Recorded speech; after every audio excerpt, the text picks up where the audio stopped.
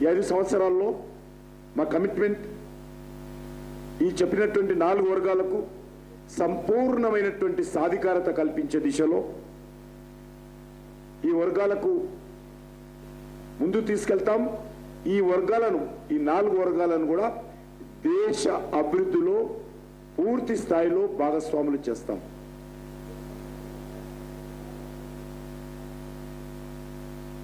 మీకు అందరు తెలుసు, గత 9.5 సంవత్సరాలుగా నరేంద్ర మోడీ గారి నేతృత్వంలో ఏర్పడినటువంటి ప్రభుత్వము అనేక రకాలుగా ప్రజల నుంచి సోషల్ మీడియా ద్వారా కావచ్చు, గవర్నమెంట్ ఏజెన్సీల ద్వారా కావచ్చు, అనేక రకాల సమాచారాన్ని సేకరించాము, ప్రజాభిప్రాయాన్ని సమీకరించాము. దానిని కూడా రానున్నటువంటి మేనిఫెస్టోలో క్రోడీకరించి పొందుపరిచేటువంటి ప్రయత్నం చేస్తాము. ఆ దిశలోనే మా ప్రభుత్వము మన్ కీ బాత్ పేరు మీద కానీ, లేక అనేక కార్యక్రమాలు కానీ, ఈవెన్ పీపుల్స్ పద్మ అవార్డ్స్ ఇవ్వడంలో కూడా రాజకీయ నాయకులు, ఎన్నికైనటువంటి ప్రజాప్రతినిధులు వాళ్ళ సలహాలు కాకుండా ప్రజల సలహాలతో పద్మ అవార్డ్స్ ఇస్తున్నాం. కాబట్టి రేపు మా మేనిఫెస్టో కూడా అదే విధంగా ఉండాలి. మీకు తెలుసు, పద్మ అవార్డ్స్ అంటే చింతకింది సుదర్శనో, వనం రామయ్యో, లేకపోతే ఈ రకంగా దరఖాస్తులు పెట్టుకోకుండా ప్రజల నుంచి అభిప్రాయాలను తీసుకొని పీపుల్స్ పద్మ పేరుతో మా అద్భుతంగా ఈరోజు అవార్డ్స్ ఇస్తే ప్రపంచమంతా నివ్వెరపోతా ఉంది.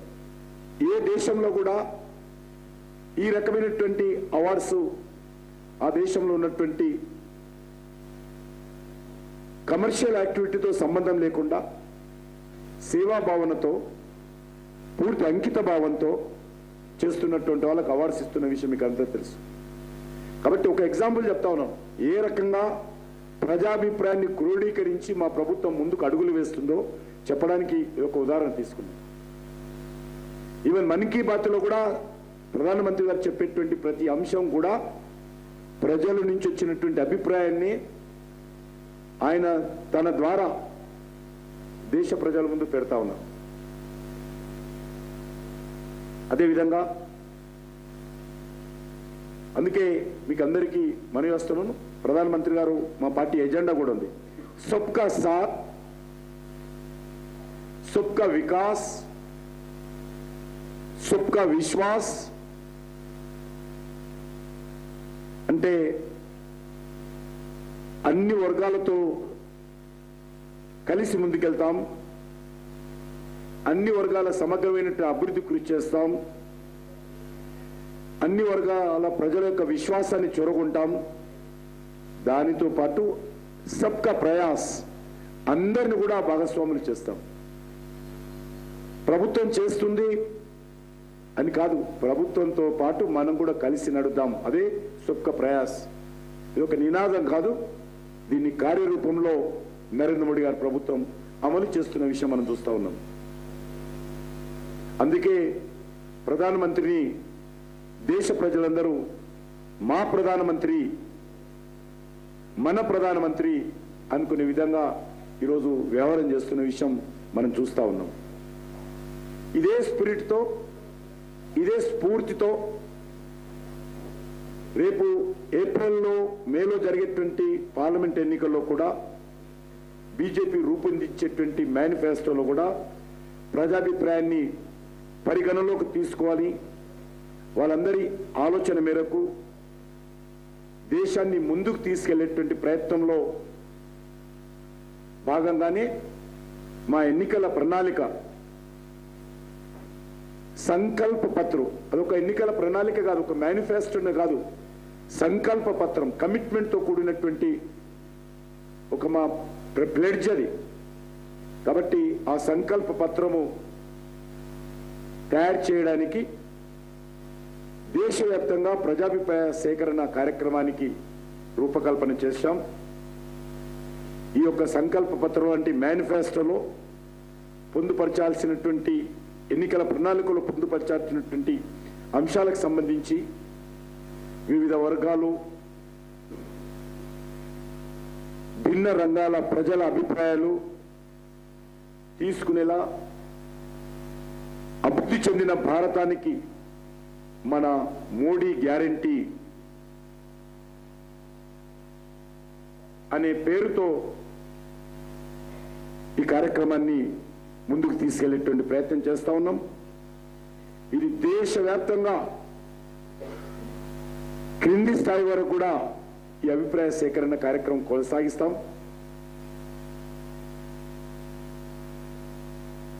ఇది నేరుగా ప్రజలకు నమో యాప్ ద్వారా నేరుగా ప్రధానమంత్రి గారికి కూడా తమ సలహాలు పంపొచ్చు.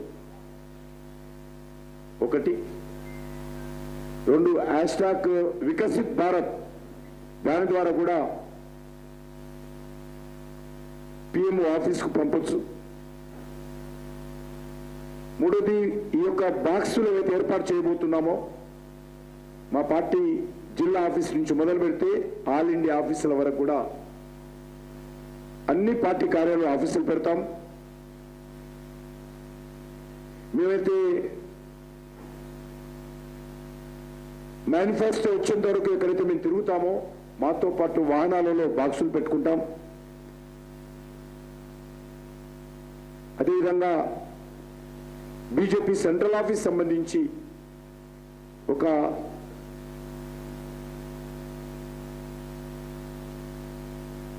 మిస్డ్ కాల్కి సంబంధించినటువంటి వ్యవస్థను కూడా ఏర్పాటు చేయడం జరిగింది. దాని ద్వారా కూడా ఎవరైనా మిస్డ్ కాల్ ఇస్తే మేము ఫోన్ చేస్తాము, లేకపోతే వాట్సాప్ ద్వారా కూడా వాళ్ళందరూ కూడా చాలా ఈజీ కాబట్టి వాట్సాప్ ద్వారా కూడా చేయొచ్చు. మూడోది, ఈ రకమైనటువంటి ప్రొఫార్మా అవసరమైనటువంటి అందరికీ అందుబాటులో ఇచ్చి ఈ ప్రొఫార్మాను ఫిలప్ చేసి బాక్సులలో వేసే విధంగా కూడా మేము ఈ కార్యక్రమానికి రూపకల్పన చేశాం.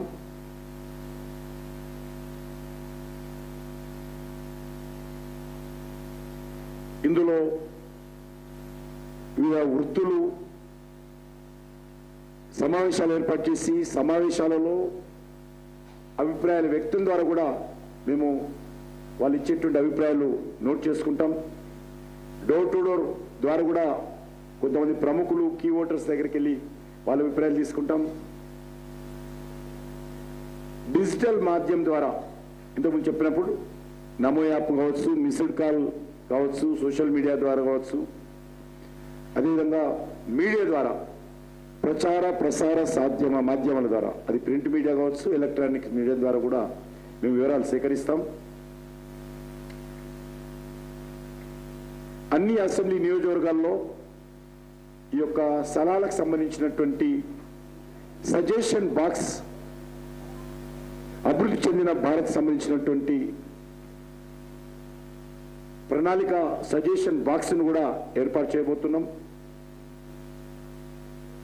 ఇది మార్చి 15 వరకు ఈ కార్యక్రమం కొనసాగుతుంది. 15 సాయంకాలానికి వివరాలన్నీ కూడా ఢిల్లీ కేంద్ర కార్యాలయానికి పంపించేటువంటి వ్యవస్థ చేస్తాం.